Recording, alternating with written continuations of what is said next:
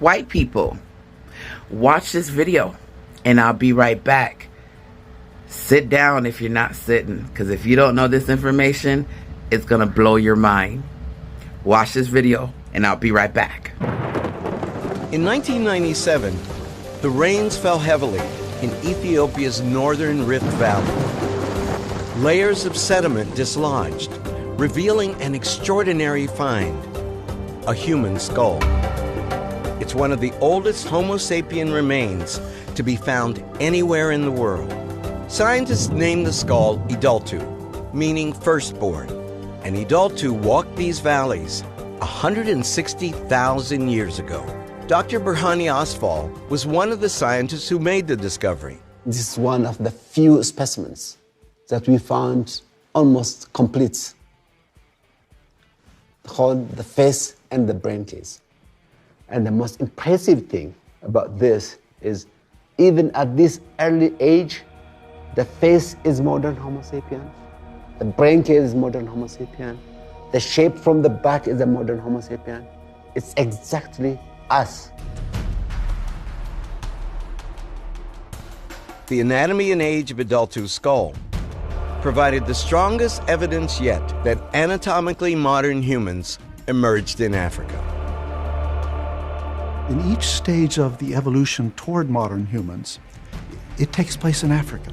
When we found Homo sapien Idaltu, it was very important because it pushes the time far back.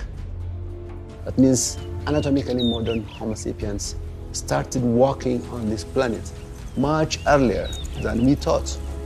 And the interesting thing is, at the same time, Europe was packed with Neanderthals, which are completely different from Homo sapiens. How do we know that the first human beings evolved on the African continent? The fossil evidence and the archaeological evidence that's come to light in the last 20, 30 years is very, very substantial, testable, and real. Why do you think this idea was so disturbing in some quarters? Historically, the science of paleoanthropology or anthropology came into existence at a time when we really knew very little. Africans were considered primitive, heathen, who knows? And the origins of the subhuman status of Africans begins really in the 18th century, in the Enlightenment, ironically enough. Yeah, they weren't really considered to be one of our species. Continuing archaeological finds and now major scientific breakthroughs have confirmed that Africa absolutely was the cradle of humanity.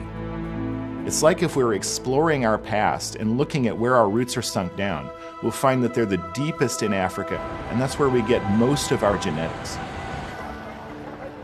Geneticists have identified an astonishing link to our earliest human relations through our DNA. Every living person shares a common direct maternal ancestor. She's known as mitochondrial Eve. We believe that she was part of a small group of humans who lived in this region of Africa around the time of the Idaltu skull.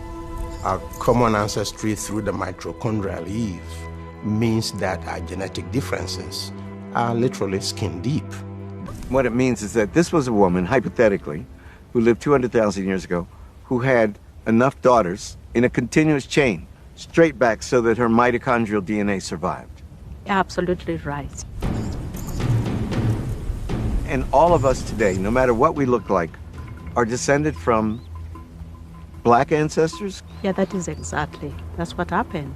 All the humans, all the Homo sapiens all over the world, be it yellow, white, black, we are all descended from a common ancestor in Africa.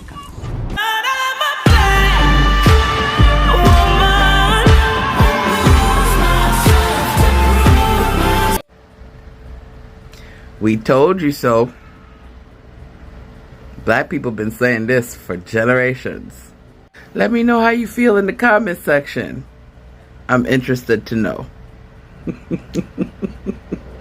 I know I'm going to piss off a lot of people, but hey, facts are facts. Remember, diversity equal power. We can change the world when we work together and protect black women. We're kind of your moms.